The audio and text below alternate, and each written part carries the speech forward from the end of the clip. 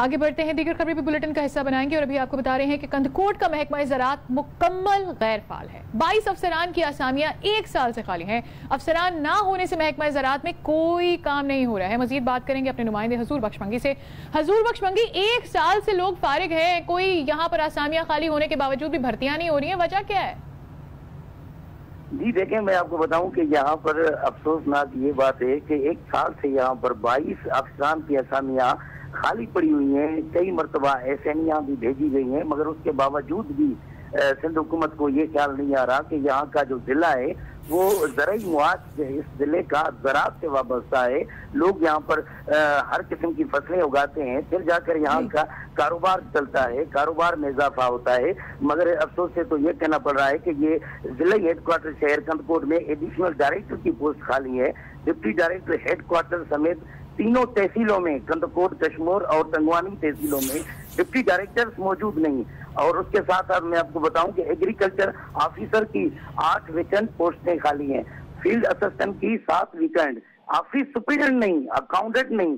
और इसमें इसके साथ साथ मैं आपको बताऊं कि कोई भी अमला मौजूद नहीं था। हम जब आज उसकी टीम असिस्टेंट डायरेक्टर की ज़राअत के दफ्तर में गए तो भूत बंगले की शक्ल अख्तियार कर गया था। वहां पर कोई बंदा मौजूद नहीं था। वहां का दरवाजा भी हमने खोला, अंदर गए तो अंदर देखकर हैरानगी हो गई कि यहाँ पर काश्तकार आते थे, ट्रेनिंग लेते थे कि किस तरह कैसी काश्त किस तरह की जाए, मगर कोई अमला मौजूद नहीं था और ना ही कोई आदमी था और भूत बंगले की शक्ल अख्तियार कर गया था। और उसके साथ साथ एडिशनल डायरेक्टर एक ही है जो हमारे जिले को चला रहा है। मेरी बात हुई थी उससे, अकबर अली मलिक साहब से, तो उसने ये खुद बताया कि 22 पोस्टों के लिए हमने कई मरतबा एसएनई डिप्टी कमिश्नर को की मार्फत चीफ सेक्रेटरी तक दी है, मगर उसके बाद 1 साल गुजर जाने के बावजूद भी कुछ नहीं हो सका।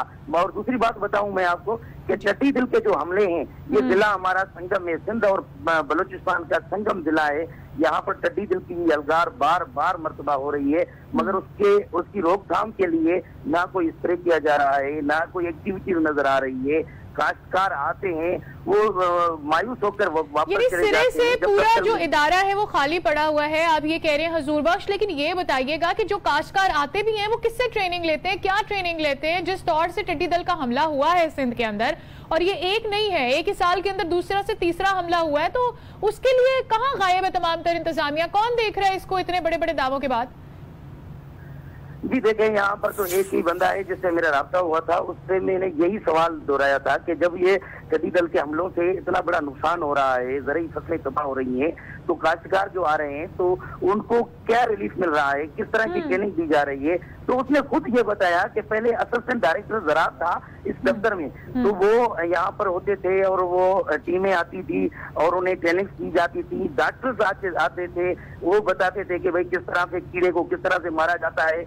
मगर अब तो 1 साल से कोई एक्टिविटीज नहीं हुई। हैरानगी की बात है कि 1 साल से कोई एक्टिविटीज नहीं है, और ये सिंध हुकूमत को पता है क्योंकि इन्होंने बार बार लेटर्स भेजे और वही बंदे भेजते आ रहे हैं। उसके बावजूद भी यहाँ पर जब तक कोई मुकर्री नहीं होगी, ऑफिसरान नहीं होंगे, तो काश्तकारों के मसाइल कैसे हल हो सकते हैं?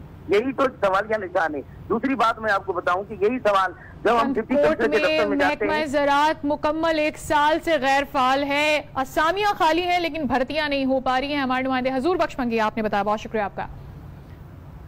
वज़ीराबाद में